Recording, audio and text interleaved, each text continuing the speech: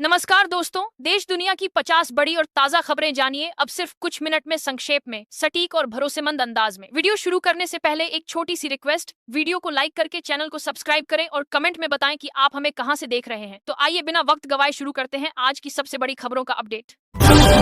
बिहार के चुनावी इतिहास में युवाओं की भागीदारी कम रही है। 40 वर्ष से कम उम्र के प्रत्याशियों का जीत प्रतिशत बेहद कम है, क्योंकि मतदाता अनुभव और स्थापित राजनीतिक परिवारों को प्राथमिकता देते हैं।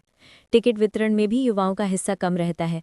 युवा मतदाता निर्णायक भूमिका निभाती हैं, लेकिन विधानसभा में उनकी समस्याओं को उठाने वाले युवा प्रतिनिधि कम ही दिखाई देते हैं। लखीसराय के सूर्यगढ़ा में राजा कार्यकर्ताओं के सम्मेलन में उस समय हंगामा हो गया जब स्थानीय उम्मीदवार की मांग उठी।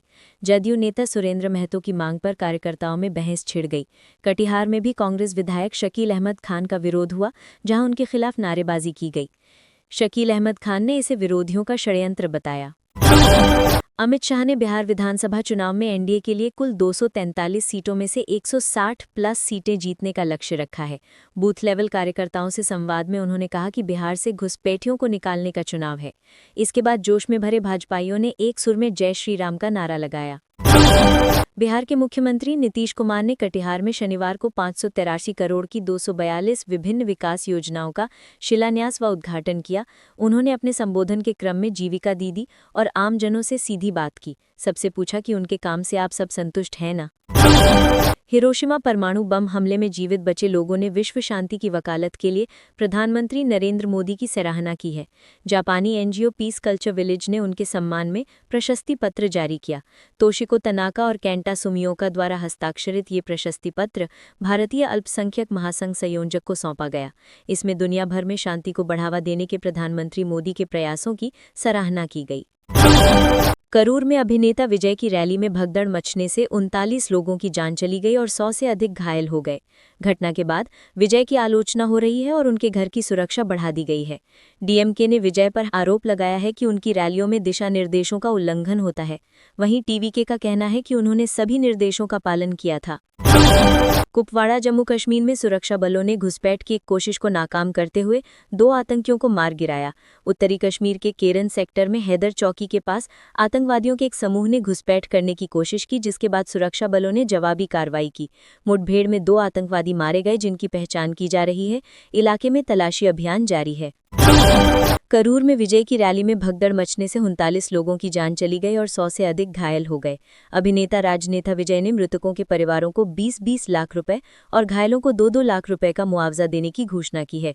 राज्य सरकार ने भी मृतकों के परिजनों के लिए 10 लाख रुपए और घायलों के लिए 1 लाख रुपए के मुआवजे का ऐलान किया है। प्रधानमंत्री मोदी ने मन की बात में स्वदेशी अपनाने पर जोर दिया और लोगों से अधिक स्वदेशी सामान खरीदने की अपील की।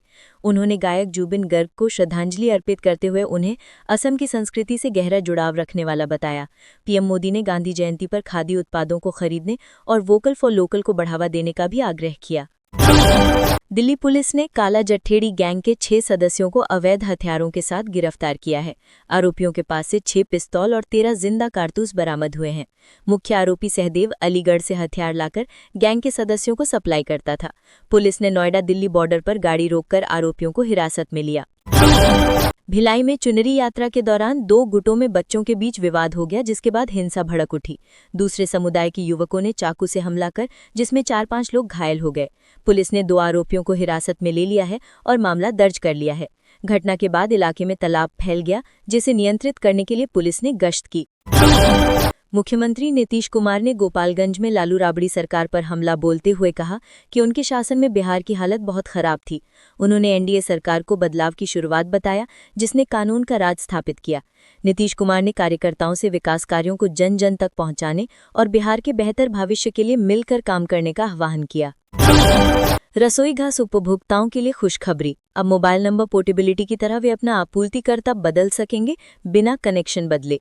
पीएनजीआरबी ने एलपीजी इंटरऑपरेबिलिटी मसौदे पर टिप्पणियां आमंत्रित की हैं, ताकि उपभोक्ताओं को बेहतर विकल्प मिले। पहले केवल डीलर बदलने का विकल्प था, लेकिन अब कंपनियां भी बदली जा सकेंगी। बिहार विधानसभा चुनाव की तैयारी में भाजपा जोर शोर से लगी है। पार्टी ने आगामी चुनाव के लिए 45 नेताओं की चुनाव अभियान समिति की घोषणा की है। बिहार भाजपा अध्यक्ष डॉक्टर दिलीप कुमार जायसवाल को पहला स्थान मिला है, जबकि उप मुख्यमंत्री सम्राट चौधरी और विजय कुमार सिन्हा को क्रमशः दूसरा और तीसरा स्थान मिला है। आगरा से दिल्ली पुलिस ने बसंत कुंज के स्थिति Sharda institute of management and research के मैनेजर चैतन्य नंद सरस्वती उर्फ पार्थ सारथी को गिरफ्तार किया है। पुलिस ने उन्हें देर रात गिरफ्तार किया है। आगरा पुलिस ने अभी तक इस गिरफ्तारी की आधिकारिक पुष्टि नहीं की है। आगरा के होटल में कल वो रुका था। राप्ती नदी के किनारे बसे गांवों के किसानों का बाढ़ व खेतों में रेत पट जाने से खेती किसानी से मोह भंग हो गया है। नदी में प्रतिवर्ष आने वाली बाढ़ किसानों की फसल को नष्ट कर देती है। इससे किसानों को भारी नुकसान का सामना करना पड़ता है और खाद्य पदार्थों में भी कमी देखी जाती है। बंगाल में दुर्गा पंडाल में मुख्यमंत्री ममता बनर्जी की मौजूदगी में काबा और मदीना के संदर्भ में गाना गाने पर भाजपा ने आपत्ति जताई है। भाजपा प्रवक्ता सुधांशु त्रिवेदी ने इसे हिंदू परंपराओं पर तुष्टीकरण की राजनीति बताया है। उन्होंने पूछा कि क्या ये सब सनातन धर्म को समाप्त करने के INDIA के प्रयासों का हिस्सा है। बिहार में चुनावी माहौल गर्मा गया है, क्योंकि चुनाव आयोग विधानसभा चुनाव की घोषणा करने की तैयारी में है। मुख्य निर्वाचन आयुक्त के नेतृत्व में एक टीम 4 और 5 अक्टूबर को बिहार का दौरा करेगी, जिसके बाद 6 या 7 अक्टूबर को अधिसूचना जारी होने की संभावना है। आयोग सुरक्षा, मतदान केंद्रों और मतदाता सूची की तैयारियों का जायजा लेगा। तमिलनाडु के करूर जिले में अभिनेता विजय की रैली में भगदड़ मचले से 3 लोगों की मौत हो गई, जिससे मातम पसर गया। DMK नेता सर्वनन अन्नादुराई ने अभिनेता विजय पर लापरवाही का आरोप लगाते हुए उन्हें इस घटना का जिम्मेदार ठहराया है। उन्होंने कहा कि विजय के देर से पहुंचने और भीड़ को संभालने में लापरवाही के कारण ये हादसा हुआ। बिहार में चुनाव से पहले गरीब महिलाओं को 10,000 रुपए देने के NDA सरकार के फैसले पर कांग्रेस ने सवाल उठाए हैं। कांग्रेस ने इसे वोट रेवड़ी बताते हुए कहा कि इससे कोई फर्क नहीं पड़ेगा। जयराम रमेश ने कर्नाटक सरकार की गृह लक्ष्मी योजना का हवाला देते हुए PM मोदी पर निशाना साधा। लोकसभा में नेता विपक्ष राहुल गांधी ब्राजील और कोलंबिया समेत 4 दक्षिणी अमेरिकी देशों की यात्रा पर रवाना हो गए हैं। कांग्रेस के अनुसार राहुल गांधी राजनीतिक नेताओं से मिलेंगे, जिनमें कुछ शासन प्रमुख भी शामिल हैं। विश्वविद्यालयों के छात्र, उद्योग और व्यापार जगत के नेताओं से भी उनका संवाद होगा। कांग्रेस ने यात्रा को लेकर विरोधियों की अटकलों पर विराम लगाने के लिए ये जानकारी साझा की। वाराणसी में पराडकर भवन पर कांग्रेस के कार्यक्रम को रोकने पर कांग्रेसी कार्यकर्ताओं ने विरोध प्रदर्शन किया। पुलिस के साथ धक्का मुक्की और नारेबाजी भी हुई। विवाद के बाद सम्मेलन मैदागीन स्थित महानगर कांग्रेस कार्यालय राजीव भवन में आयोजित किया जा रहा है। पराडकर भवन पर पुलिस की मौजूदगी के कारण कार्यकर्ताओं और पुलिस के बीच तीखी बहस हुई। राजद नेता तेजस्वी यादव ने घोषणा की है कि वे जल्द ही भ्रष्ट मंत्रियों और अधिकारियों की सूची सार्वजनिक करेंगे, जिसके लिए उन्होंने पर्याप्त सबूत इकट्ठा किए हैं। उन्होंने मुख्यमंत्री नीतीश कुमार से भ्रष्ट अधिकारियों के खिलाफ CBI जांच की मांग की है। तेजस्वी ने सरकारी भवनों की सफाई पर 700 करोड़ रुपए के खर्च को लेकर बिहार में भ्रष्टाचार का आरोप लगाया। पलवल के सेक्टर 2 में विकास के बावजूद सड़कें खस्ताहाल हैं। प्रवेश द्वार पर गड्ढों से दुर्घटनाओं का खतरा बना रहता है। धूल से निवासियों का जीना मुश्किल हो गया है। शिकायतों के बाद भी अधिकारी ध्यान नहीं दे रहे। स्थानीय लोगों ने जल्द मरम्मत की मांग की है। सेक्टर में 10,000 से ज्यादा लोग रहते हैं, फिर भी मूलभूत सुविधाओं का अभाव है। हरियाणा के बिजली मंत्री अनिल विज ने भाजपा अध्यक्ष JP नड्डा से दिल्ली में मुलाकात की। इस मुलाकात को शिष्टाचार भेंट बताया जा रहा है, लेकिन विज के हालिया राजनीतिक बयानों के कारण ये महत्वपूर्ण मानी जा रही है। विज ने पहले अपने सोशल मीडिया से मिनिस्टर शब्द हटा दिया था और अंबाला में समानांतर भाजपा चलाने का आरोप भी लगाया था।